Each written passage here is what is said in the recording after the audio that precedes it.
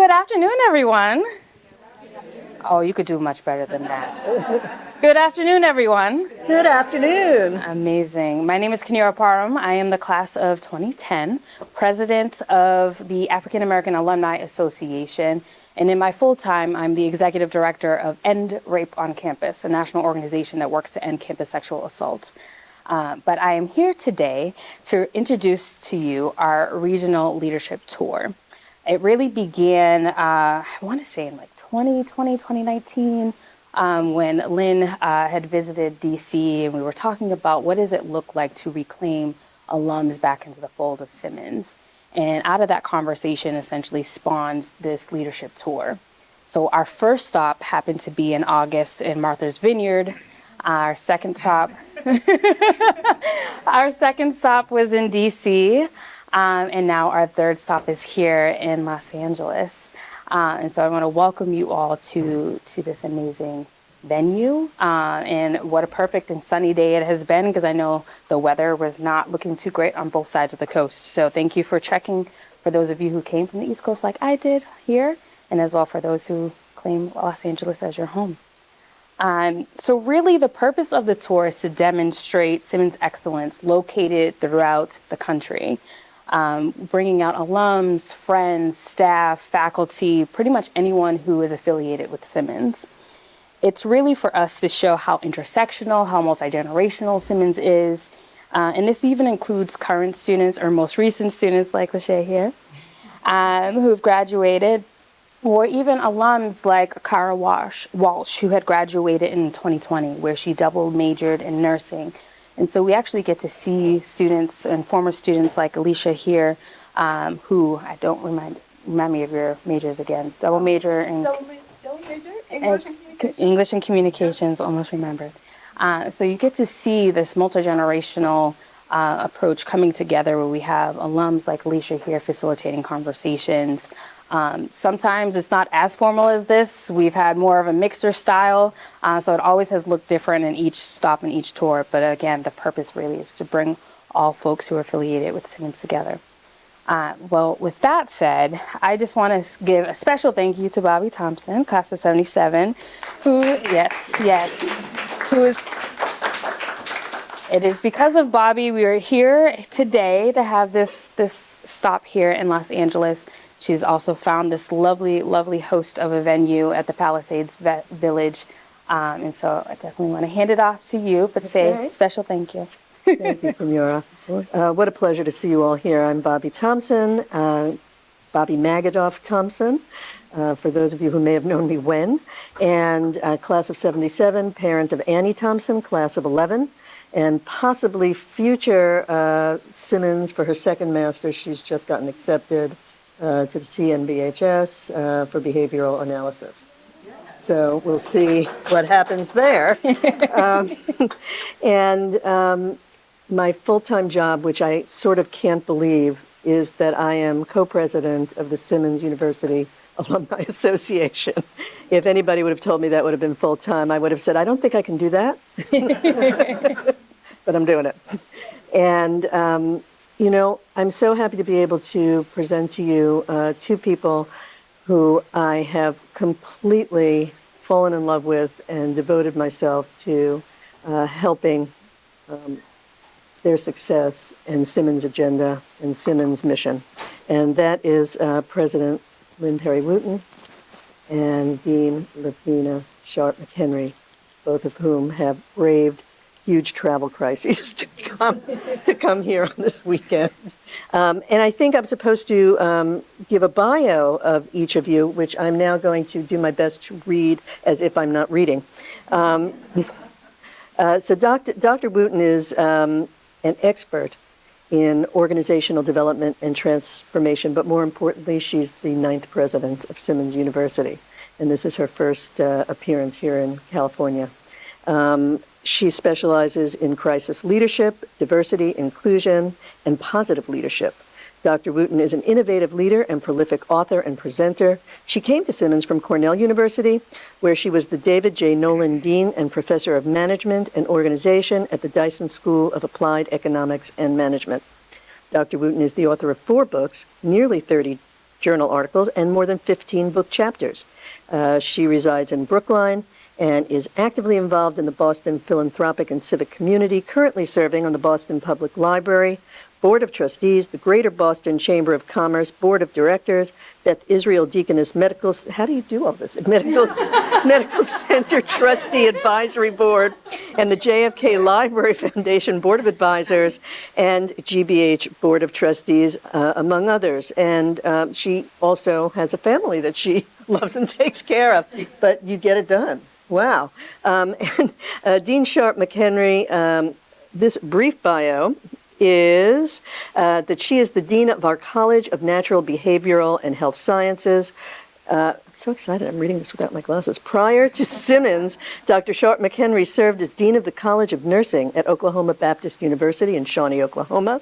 And previously, she was at the University of Arkansas, first as a faculty member and later as the Assistant Director of the Eleanor Mann School of Nursing. Dr. Sharp-McHenry holds an Associate of Science in Nursing, a Bachelor of Science in Nursing, a Master's of Science in Nursing, Clinical Nurse Specialist in Psychiatric and Mental Health, and a Doctor of Nursing Practice in Executive Leadership. In addition to receiving official recognitions for her expertise, she has served on the Board of Directors of the American Association of Colleges of Nursing and as a site visitor on accreditation teams for the Commission on Collegiate Nursing Education. And she currently serves as Commissioner and Secretary for the CONE Board. And I have a third introduction, which has already been made, but I'll make it again, which is Alicia Minakaya, who graciously volunteered to step in and moderate. She is a filmmaker, writer, producer, comedian extraordinaire. And what are you currently working at? I'm currently a writer's assistant on Grownish. The hit series, thank you. Yes. Things are different after the pandemic, right? Things are truly different after the pandemic. Both Lepaine definitely started her job before the pandemic, and so did I. I actually signed the papers on February the 6th, and 6 weeks later, a pandemic came. And we both had to lead an organization through a virtual online campus for a year, and then reopen the campus. But now I can say we're just energized by thinking about next year, Simmons turns 125. So what does it mean we're asking ourselves to be built for now? How is Simmons that university that can be built for now? There are only 29 women colleges left. And at the peak, there were 200. And defining our role in society, making sure we have the right majors, the right modes of delivery of those majors, that we're still able to do our great leadership conference and educate executive women. John Simmons was a Renaissance man. He used the money that he made from a ready-made suit and endowed Simmons University because he wanted women to be able to make an independent livelihood. And at 125 years later, we still need that. Women still haven't shattered all those glass ceilings or those concrete ceilings, even in what I call pink-collar professions. We need women to get educated. When we look at Simmons and our current student body, for example, about 1/3 of our students are low and moderate incomes. We give a lot of financial aid, and we're committed to that. We also have diversity with students of color, students of diverse sexual orientations. But we have a group of students who want to go out and change the world for a better place. Lepaine will talk about nursing being one of our biggest majors, but nutrition and physical therapy. But in addition, we have students who are majoring in communications and English. We are reimagining our business program as we celebrate the 50th anniversary of our MBA program. We're thinking about what does it mean to have online education. We have one of our complete degree undergraduate online students here today from the area who was able, have you ever even been to Boston? No. But she was able to get a Simmons degree because of technology. Right. She'd be there in May, and innovations for graduation. So those are all the things in my mind. Yep. I think one of the things that excites me is the fact that post-COVID, we've learned to do things differently. We've learned to do business differently. We've also learned ways in which we could do things we probably never thought of before.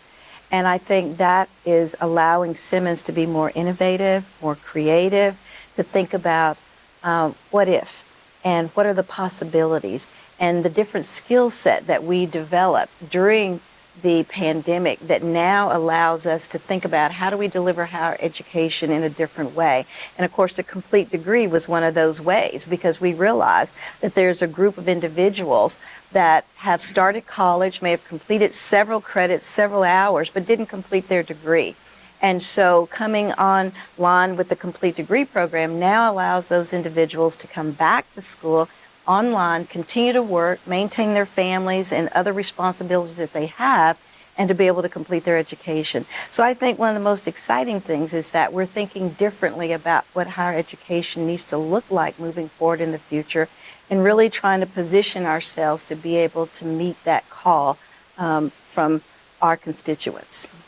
It's that built for now. What does it mean to be built for now? Absolutely. Exactly. And Simmons is blossoming in higher education very, very rapidly. So much so that when I was going to Simmons, it was Simmons College. Now it's Simmons University. Could you speak to your vision for higher education? Yeah. So what does it mean to be a university? Well, one, it means our portfolio of degrees. And when most people think of Simmons, you think of our world-renowned undergraduate education. But we actually have more graduate students now than we have undergraduate students. So that's a big part of who we are. And then, like I said, the delivery modes of being able to deliver online and on the ground. But more importantly, it's also about the scholarship of the university. Part of being a university is investing a lot in the research infrastructure too, and Lepaine can talk about all the research labs she has. But at Simmons, we're really committed to what I call the 3 areas of research. One is that the teaching experience is still important. So as a university, we pride ourselves in teaching excellence and the scholarship of teaching and pedagogy. The second thing we're thinking about is interdisciplinary research. How do you get someone from social work to do a research project with nursing, or get an English major to do something with our library archive? So interdisciplinary research. The more traditional research of a university is important, so the bench science research. And then the fourth category, which we also excel at and what a lot of people know Simmons for, is engaged community work. Being out in the community, working with hospitals and nonprofits and corporations, and translating research to action. So that's one of the things we've done, is we've elevated becoming from a college to a university.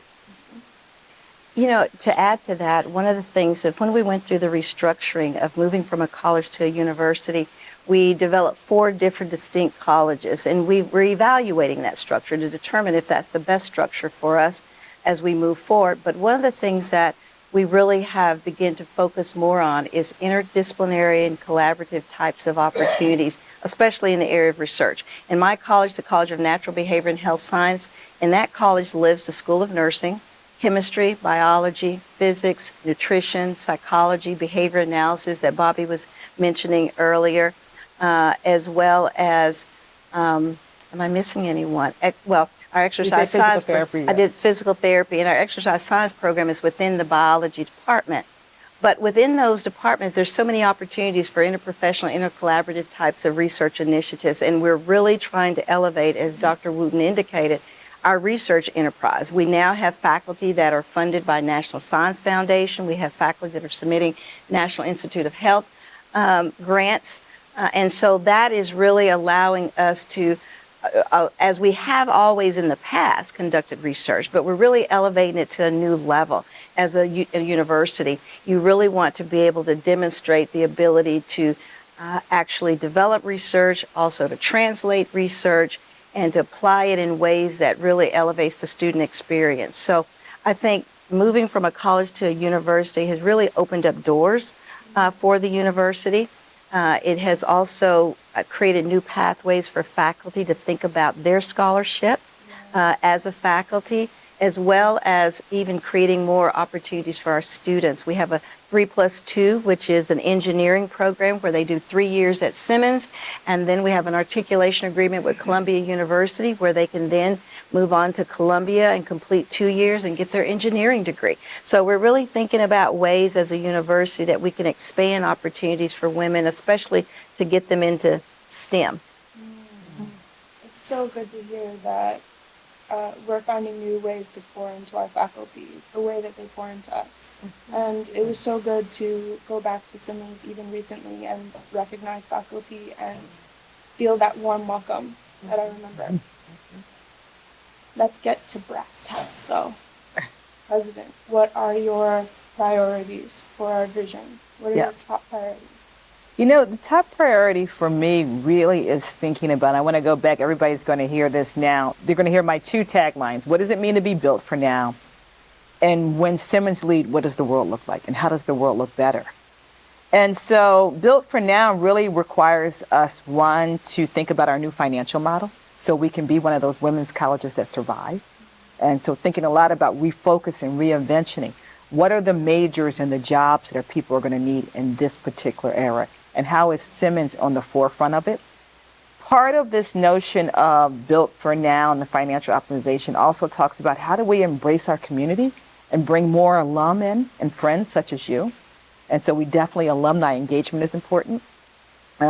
My father has been dead for 10 years now, but my father loved BMWs. And you know, BMWs are the ultimate driving machine. Well, I want to make sure Simmons has the ultimate education experience. That everyone who comes through Simmons, whether it be grad or undergraduate, that vision is that they're transformed and they have the knowledge, they have the skill set where we bridge the sciences and liberal arts and professional educations to go out and lead the world and shed those glasses. So those are my big visions. And being an outstanding place to work. Each of you here who are alum or a parent have that special faculty member that changed their life. And so how do we ensure, I mean, when you live in Boston, the Uber college town, and you can talk about this, how do we got to compete with Harvard, MIT, BC, BU. And so we have to think of other ways to be an outstanding place to work because we can't compete on a lot of dimensions. So those are big visionary things for me. You know, when I think about your question as far as priorities, one of the first priorities is really investing in the faculty, because without the faculty, it's going to be impossible to be able to deliver the types of programs that we have, and really being able to support their growth and their development in various ways, because with my diverse college, every faculty's needs differ. And so they're not always the same. So really being able to invest in faculty that then invest back into the students as the experience that you just described earlier. So really being able to have faculty that are continually growing. As we know, technology is impacting higher education in a way that it has never done before. And what faculty knew 5 years ago is very different today. And 5 weeks from now, it will be different. And just to give you an example, when we moved into our new space in Lefevre last fall, we now have a 30-bed simulation center for the School of Nursing. In that simulation center, I have 5 high-fidelity simulators in the center. Those were delivered and actually activated last July. Since then, we've probably had 12 updates.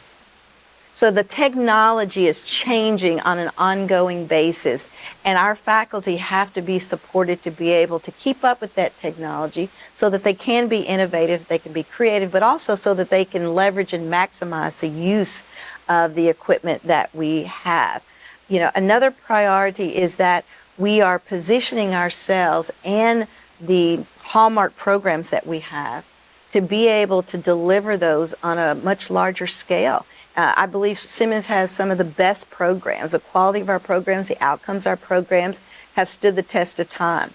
And so really being able to position ourselves to where now we can make that available far beyond Boston. We're already doing that in some ways with our online programs, but there's other opportunities as well. There's workforce issues in healthcare and the biotech industry, and we've positioned ourselves well, I believe, to be able to address some of those needs. So those are some of the priorities that I think about when I think about where do we go next, is investing in our faculty, positioning us to meet some of the needs and solving some of the problems that exist in the workforce outside of Simmons. Sounds really impressive. I was very over my head with all the science terminology. It sounds so good, and I'm very excited. But even in your field, we're bringing technology in. So we have Absolutely. a podcast lab, and we have the radio, and all those type of things. Studios. So those are even in communications. You have to think about the next realm of technology. Absolutely. Yep. It was at Simmons I realized I wanted to be a filmmaker. I did want to ask a little segue question. I heard, Doctor, that you traveled to Ghana recently. Oh, actually, it was Bangladesh. Yeah, it was Bangladesh. Yeah. And one of the things that Simmons has done, even prior to my arrival at Simmons, is they were involved in really global initiatives and had established a partnership with an academic group in Bangladesh called Ayat Education, where they actually started a nursing program in 2019 with only 20 students, because the need for nurses is so great in Bangladesh. They have about 66,000 nurses, 15 million people, and only about 108,000 doctors. So the need for nurses is very great. And so they started this nursing school, Ayat Education did, and through Dr. Abimel Day, which is a physician at Mass General that is from Dhaka, joined us together. And so we have been educating and developing the faculty in this nursing program for the last 4 years. I was there in November. Now they're up to 287 nursing students. They target the very poor students that probably would never have an opportunity to go back to school. They have 287 students now. We're continuing to educate and to develop their faculty, but they're looking to Simmons now to help take them to the next level, and that is, in that country, the role of nurse practitioner does not exist. And the need for nurse practitioners to be able to advance healthcare in a very rural country is desperately needed. And so while I was there, I had an opportunity to visit with the Ministry of Health, Ministry of Education, the Foreign Minister, and several business owners there to talk about what would it take in order to be able to bring that type of nursing role into the country, and what could we do as a university to work with them to help them to elevate the nursing population there, or the profession there in Bangladesh. So right now we're in the process of thinking about what will be our next role with the country and how we can develop nurse educators. That's another area that they're sorely lacking. They're needing us to more formally do that. So we're looking at ways now in which we can establish certificate programs in order to educate the nurses and the faculty in the country. So it's an opportunity where Simmons is not only having an impact here in the States, but now we're having an impact in Bangladesh. And I think that there'll be opportunities even beyond that. So our Bangladesh work is like, so when Simmons leaves, the world looks better. Absolutely. Right. Absolutely. And, Right. it also builds on a model that we have done in the past, where we had a very generous donor that supported us to educate 19 nurses in Israel. Israel didn't have nurse practitioners either. And that donor funded for us to educate 19 nurses in Israel, which we educated in our online program. We put a nurse practitioner on the ground in Israel to support them in their clinical component. And those students graduated in 2019. We've been working with the Ministry of Health and the Ministry of Education. They have now recognized their Simmons degree, awarded their master's degree there in Israel, and now they're in the process. They've established and developed a licensure exam that now our students is going through to be formally recognized as advanced practice nurses in Israel. So again, we're building on previous successes that we've had and really trying to duplicate that in other countries. You talk about competition with Harvard. I don't know what. We're doing great, and nothing can beat the culture, right? Right, I yeah. think we can talk about numbers all day, but at the end of the day, it's how you feel when you're there, and just really appreciate that you're putting in the work to make us feel at home. Yeah. I'm curious, love to get to know what it's like to be president of Simmons, and what's it like to be dean?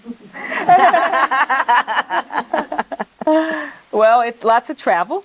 And particular, it's travel. We've been spending a lot of time thinking about how do we meet our alumni community, how do we meet our partners. But a typical day really is, one, prioritizing students. What does the student experience look like, and how do we ensure that students have everything they need to thrive inside and outside the classroom? Because you've heard a lot about the classroom experience, but we know that for a good student experience, you not only need great professors, you need advisors, you need extracurricular activities. 11% of our students are in sports or involved in clubs. You need a friend on campus. You probably had a best friend on campus. Right, you did. Those are all important things. We're building a new dorm. One of the things we're doing is we're building a new dorm, a living and learning community Because if any of you are like me, I learned just as much in the dorm as I learned in the classroom. And so how do we create a state-of-the-art living, learning community where it's right across the street from the campus? They can go back and forth easily. They'll have new dorms, new cafeterias, a gym. So that's important, the living and learning community. So thinking about the students first and their experience. Innovation is a big thing as a new president. One of the things we're thinking about is how do we get more students to do graduate degrees while they're there? You talked about the 3+2 program that we have with Columbia, but we're thinking more about come to Simmons, get your undergrad in social work, get your MSW, come to Simmons, get maybe a Master of Management in your undergrad degree. So that's a big thing. Innovation and getting more people to do graduate degrees is important. And then being a good citizen in the Boston community. Bobby joked about how many various boards and advisory committees that I serve on. And I serve on them on the behalf of Simmons because we know that Simmons is a mighty university in a uber college town, but the advantages of partnerships, like working with the Boston Public Library that hires our library science students, or the Kennedy Library. So lots of partnerships and advancement work has been part of my job too. And I think for me, Yes. one of the things that I've learned as a dean is that it's not a one-person job. It takes a team. It takes a village in order to really to lead in a college. And one of the things that I spend a lot of time doing is really formulating the right team, bringing the right people together with the right type of skill set to be able to execute and do the work. So one of the things that I've learned is that in doing that, it's important to build those relationships and to really invest in those individuals to be able to make the contributions that are needed to advance the vision that the president has, because we're all working in concert with the president and the direction in which she's moving the university. And so we want to ensure that within the college that we have the skill set, we have the expertise, and we have the buy-in. So I spend a lot of time doing those things, cultivating those relationships, developing those individuals, really getting the buy-in from the faculty and the staff to be able to move forward the agenda that has been established by the president, and learning how to be a problem solver. I think I'm learning how to master that, learning to be a problem solver, learning how to critically analyze situations, and learning how to listen. I had someone to share with me many years ago, and I've never forgotten it, and that is, she said to me, she said, seek to understand before being understood. So I spend a lot of time doing that. Seeking to understand before being understood, which means you have to be able to listen and really cultivating a learning environment where our students can thrive, but also creating a college environment where our faculty can thrive, because both have to be able to thrive if you're going to be successful as a university. And so I spend a lot of time looking at what are the things that we need to be doing now in order to foster that type of inclusive environment? And what are the things we need to be thinking about for the future that will position us to be able to do even a better job when we get there? So a lot of planning, a lot of investing in people, and a lot of listening. The other thing is most organizations, including Simmons, have had to prioritize well-being post-pandemic, the many forms of well-being. We all know on our college campus that we have a mental health crisis, and so making sure our students feel like they have the well-being, but it's also our faculty and staff, flexible work environments, all of the resources they need to be successful we have to consider. Absolutely. And I think you said earlier that your college is representing 53%. Right. Well, we were representing about 55% of the student population was in the College of Natural Behavior and Health Sciences. So it's so good to hear it coming from someone who really knows the students and is on the ground level asking what their needs are. Absolutely. We have quite a few venues where we allow students to be able to come together and to provide input and feedback. We call them town halls, and we have other different types of meetings and venues where students have the opportunity to do that. So we try to create those types of venues because we know that in order for us to be successful is we also have to have a successful product, but how people experience that product is, and that product is an education, and how people experience that is equally important. So we try to provide those types of venues. It goes back to what you said about listening. Absolutely. We want to understand the students. Absolutely. Well, thank you all for listening. We did want to open up the room for a few questions, if you have any. No question. What exactly is a nurse practitioner? And what can they do and what can't they do? Right. In nursing, you have people always talk about a registered nurse. And a registered nurse usually are those individuals that are prepared with a bachelor's of science degree, although you do have programs that have associate degree nurses. But an advanced practice nurse is a specialty in 4 areas. Those individuals are usually prepared with a master's degree. By 2025, our national organization has issued a statement in moving us toward preparing those individuals only at a doctorate level. And so those advanced practice, we call them advanced practice nurses. And those four areas of advanced practice nurses are nurse practitioners, nurse midwives, clinical nurse specialists, and nurse anesthetists. And so you asked about what can they do? And that depends on what state they reside in. Because each state has a state board of nursing that has jurisdiction over the scope of practice of that advanced practice nurse. For instance, in Massachusetts, a couple of years ago, we just passed legislation that those advanced practice nurses can work to the highest level of their scope of their practice, which means if I were a nurse practitioner, I could go open my own clinic and start offering primary care services to the community with prescriptive authority. Now that's possible in about 33 states right now, so there's another 27 states that doesn't exist in yet. So what they can do is dependent upon the scope of practice within that state that's been issued by the Board of Nursing. How many advanced nursing students do we currently have? We have a little over 1,000, That shows and you we how have big it is. students, and those are primarily online, and we have students that are representative of 48 states, so we have students all around the country.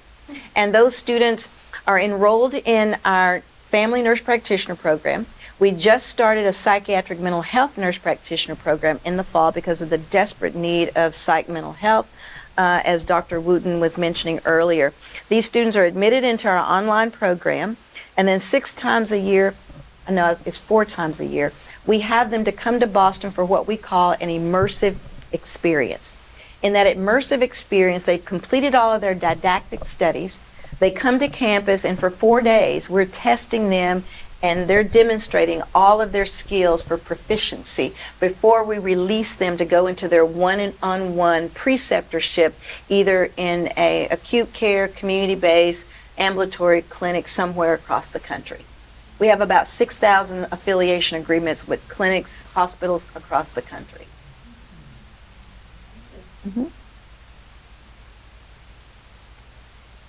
Hi, I had sort of an offshoot question to that. I didn't know how I was going to work it in. Just philosophically, I was curious what any of your input is about that concrete ceiling. I never heard that before, but when I graduated in '86, it did feel like a concrete ceiling. And I didn't feel like there was a lot of opportunities to do anything with the undergraduate degree.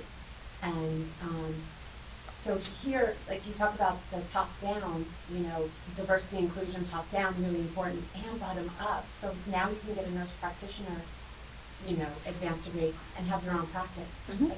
Like what philosophically, what are other things that undergraduates or even can do to kind of break through that from the bottom up? We're thinking a lot about that because the issues of women, even though we made improvement, it hasn't been a lot of improvement. And so one is making sure that you at least realize that I tell our students, you're going to live to be 100. So if you're going to live to be 100, you probably easily have 50 to 60 years in the workplace. And therefore you need to think about that whole trajectory of your learning. What degrees you will need, what certificates you will need, what executive education, what coaching and mentoring. And we want Simmons to be at the top of everybody's mind. So we're encouraging students to think about, are you pursuing a profession where you might need a master's? Or you're going to need some type of certificate or credential? And how can we be your number one choice? What type of career coaching can we give long-term to alum? Our executive education, getting people to think strategic because these ceilings still exist. And so this is, you know, we're getting ready for our conference. And our conference is all about how women can continually arrive and thrive in the workplace. And those are all important things that we're bringing to the classroom. Our undergraduate curriculum is called PLAN, and it's Purposeful Leadership in Action. And we're developing women so that they can be the leaders that they need to shatter those ceilings. So embedding a lot of that in the curriculum. You know, to add to that, another thing that we're focused on is the leadership development.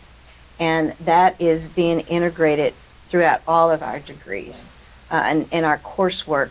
But the other thing that we're really trying to do to help give students a vision for what possibilities are from an employment perspective is through our clinical practicums, our internships, our fellowships, our fieldwork experience that students do, the partnerships that we have developed with employers out in the community to expose our students to that type of work even before they complete their degree, so that once they do complete their degree, they already have an in, because they've already demonstrated. And what we're finding is a lot of employers are wanting to get that competitive edge and that introduction to the student early so that they can decide, hey, is this someone I want to employ? And so we really want to help students to see what possibilities are. One of the things that we do in our college, we have several lecture series. Our physics faculty, our chemistry faculty, we've also had it in nursing, where we bring in practitioners in the area to talk about what they're doing. What are possibilities? What are opportunities that exist that they might want to consider? So we're trying to expose them, to let them see this can be done. And here are people, women, that are doing it in the workplace, and they're doing it very well.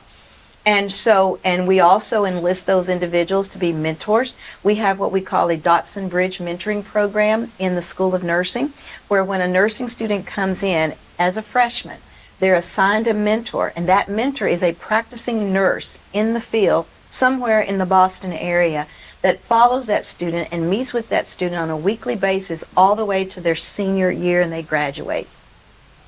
That has made a tremendous difference in the students' experience in that nursing program. We're retaining those students better. They're passing their NCLEX at a much higher rate. They're passing their coursework, whereas before they were not. And so this is targeted toward our students from underrepresented populations. So it's really helping us to expose them to practitioners in the field, give them ideas and thoughts about what are possibilities, but it's also helping to support their work while they're at Simmons to ensure their success as they matriculate through the programs.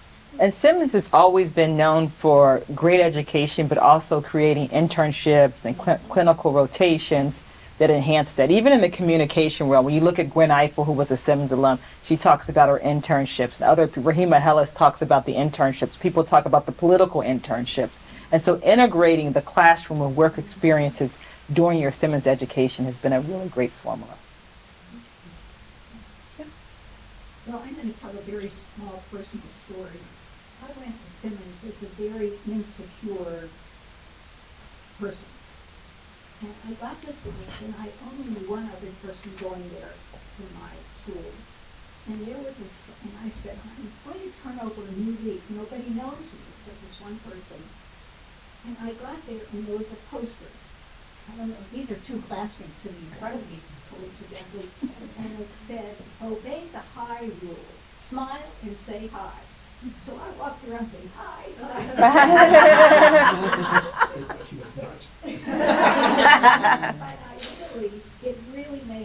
it changed my life. I have to tell you, it changed my life because it gave me confidence, it gave me friends. I ended up being president of the student body. Wow. From nothing to that, my life has enjoyed a lot of success along the way. And I absolutely credit Simmons with it because Simmons wasn't my first choice. When my mother went to Smith, I wasn't exactly out of money. We went to see Boucher, I was on the waiting list, but Simmons first, and it was So what was your major at Simmons? business. Business, yes, my discipline. Story. This is my husband's favorite story. Anyway, when I got out of school, and I thought about print school retailing. I don't know if it still exists anymore. Yeah. But then you wouldn't be on campus, and I was involved in the campus, obviously, so I took business. And it was very hard to get that first job. I don't know, the rest of you just walked into a job, but I didn't. And so I finally got a job at USD in Pittsburgh, and they had these new fandangled sort of Selectric typewriters. That's old enough to remember. Computers, forget it, they didn't exist. Erasing didn't exist. I erased the bond paper, copy 1, the copy 2, the copy 3. I was a terrible typist. And if you blew on this, it was so sensitive, it would type. I don't know if any of you remember. Oh, yeah. IBM selector. Yeah. So anyway, to make a long story short, my boss would take my paper and hold it up to the light, and I was allowed to make 3 errors per page, and I made more. And she would jam it in her fingers, and I'd have to do it again. And of course, I was fired from my job. I mean, it was a terrible experience. I mean, it was so hard to get a job in the first place, right? And so I went home and I told my mother I was fired, and she said, "Go tell Daddy." He was upstairs, and I stood at the doorway and I said, "I have something really terrible to tell you." And he said, "I don't want to hear it." And I flung myself on my bed and I wept. I had lost this job. It was so hard. And finally my mother came upstairs and she said, "What's wrong?" I said, "Daddy doesn't want to hear it." She said, "Go tell him." And I stood at the door and he said, "I lost my job." And he said, "Oh, is that all?" He thought I was pregnant.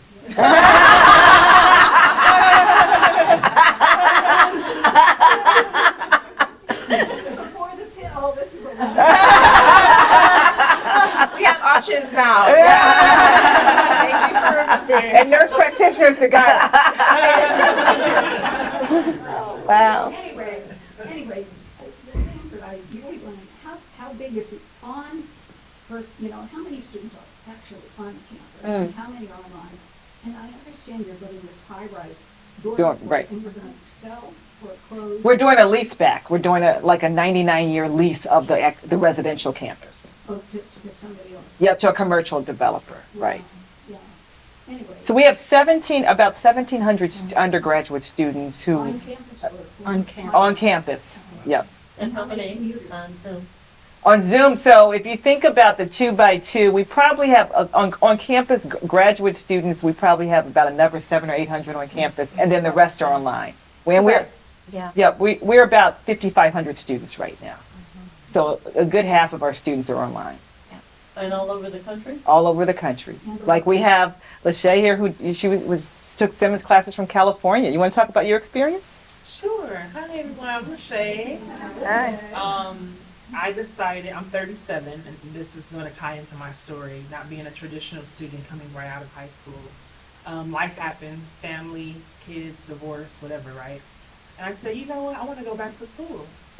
But I don't want to be in school forever. I don't have the money because I'm a divorced mother now. And I need to find something that's going to be like quick. Like I don't want to be in school for years. And I happened just to go online and Simmons popped up.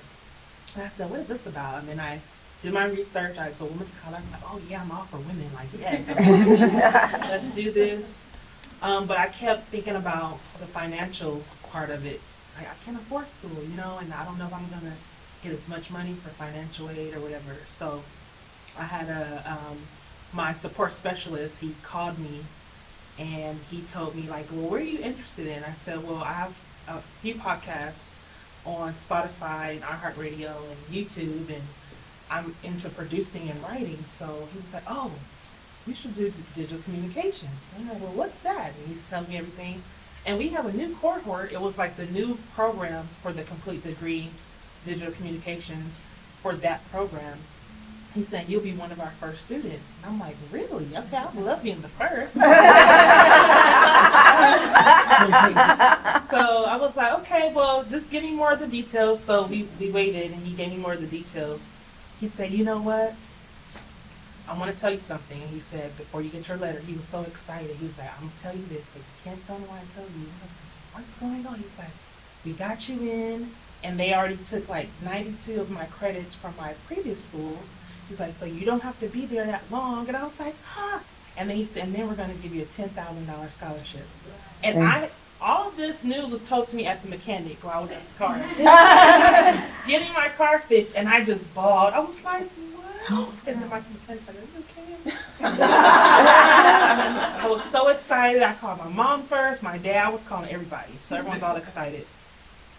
And then I got nervous. I was like, okay, I have to really do this now because they gave me the money. They accepted me. I have to really do this.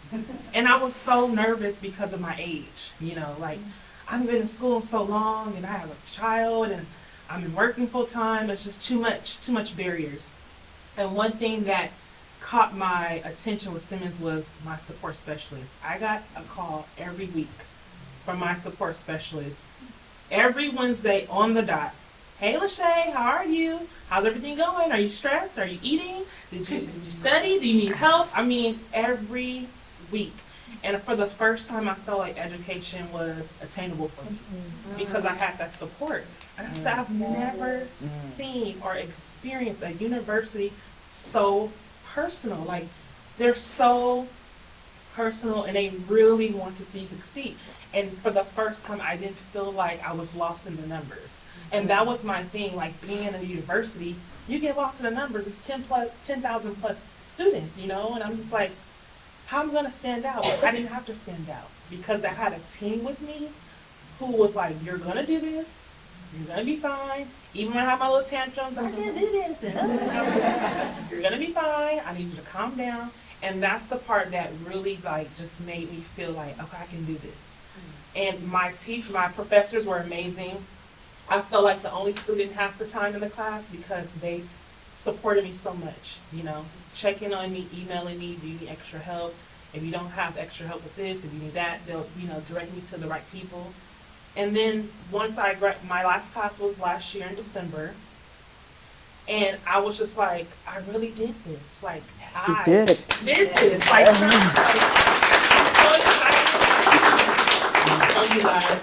And I was like, wow, I really accomplished something on my own, and I got my degree, and it's just a sense of accomplishment for me, something that I thought I would never have done, especially at my age. So I still currently work at my job now. The president asked me that earlier. And there's so many options now because I have my degree. So I've been getting, we're attached to Handshake, I believe. So they've been reaching out for a lot of opportunities. So I'm trying to figure out which, you know, I'm kind of weighing it out. So I'm like a hot commodity now. So so I'm just trying to figure it all out. And I definitely want to connect with you later because, yeah, your stuff, yeah. I'm excited. I'm really excited, and I thank you guys for just the program itself, the complete degree program. I would suggest that to anyone who, especially a non-traditional student coming out of high school, it has that fear of, you know, can I really do this? It definitely is attainable, especially with all the support you have and the academic advisors. I mean, Christine is amazing. Like, she still calls me to this day. How you been? She'll email me things and she'll catch up with me on some stuff. So even, it's just the culture, the sense of family, how personal you guys are. So I definitely appreciate that. And I thank you for making my goal attainable. And that's the thing that just blew my mind about Simmons. And this goes back again to when we talk about Built for Now and taking it online. Some of you may have heard of our Dick Scholars Program. So Simmons has one of the oldest complete degree programs for women in the country, is what our archivist has said. We've always done these women who leave college for various reasons and then want to come back. And now we were able to take that program and put it online. And you know what, just to add to that, I felt like that program was for me. Even though I had other, you know, classmates with me, I felt like that program was for me. I was like, God worked that out because you guys took out my credit, you guys gave me the scholarship, you guys gave me the team to support me. That program was for me. You guys made that just for me. And that's how personal I felt with that program. So thank you. Thank you.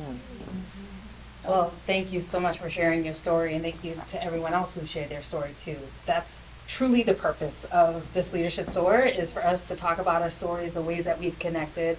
I, like you, Simmons was not my first choice. My first choice was actually to become an architectural engineer. So engineer, I had to come back to get another degree. That's right. Columbia program's totally. Yeah, Exactly. Let's see what happens there. I did a little engineering outside just to hold up the sign. So I put that into practice. But definitely want to say thank you again for this. But first I want to give it up to Alicia. Yes, amazing.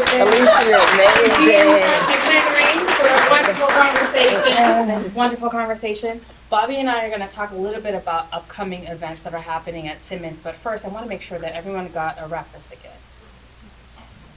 Does everyone have one? Okay.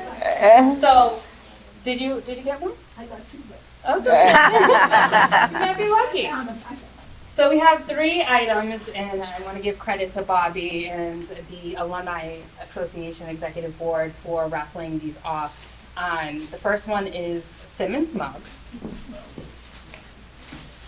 This You lovely can take your bag. Simmons mug to Starbucks. Yep, this lovely Simmons bag as well is up for auction. Well, raffle, I should say. And then this lovely blanket, the Jennifer Eckhart Center for Leadership and Engagement.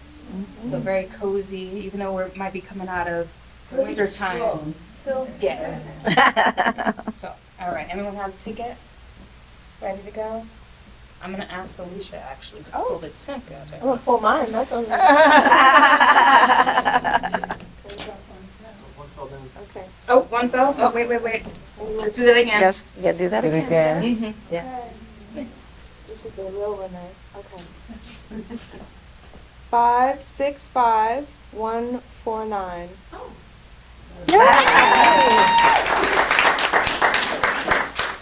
You get the mug.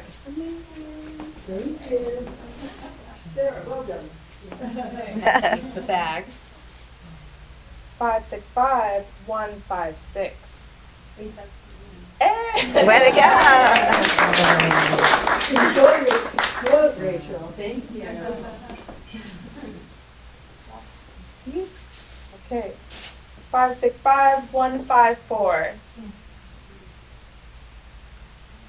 Is that yours? you? Yeah. No, it's not. 565154.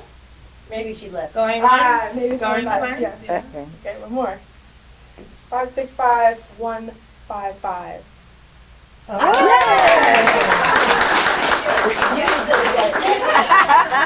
Cozy and strong. Amazing. Thank you, Alicia. Thank you, Alicia. Thank you.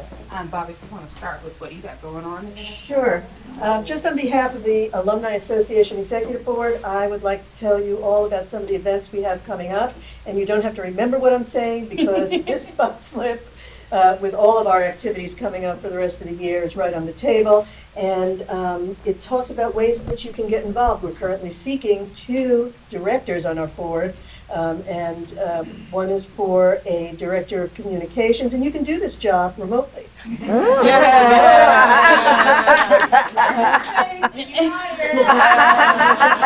the other one is our director of awards. Sadly, this year we do not have Alumni Achievement Awards because our director had to step down, and so we're desperately seeking a director of awards. We are bringing back a Treasured Simmons tradition, but we're doing it online, and that's Friday Tea. And we hope to be able to elevate our alums by having a featured guest when we have this presentation, and you'll be able to interact live, and it'll be an Ask Me Anything, and we'll kibitz, and we'll tummel. It'll be great. And so those dates are yet to be determined, but if you'd like to be a featured guest, if you'd like to help plan it, we'd love to have your ideas. We are currently going on social. We do have an alumni website, but we have now just hired a fantastic student intern who, and this is a paid internship, which is a wonderful thing for her, and she's doing it for credit. And so she has put up our TikTok, she has put up our Instagram, she has put up our Facebook page, and all of you are going to be able to see yourselves on it because the photos we took today will appear there. And not only that, our conversation will also live on our website, so you can tell your friends, you want to talk Simmons, you want to hear what's going on, listen to Dr. Wooten and Dr. Sharp-McHenry.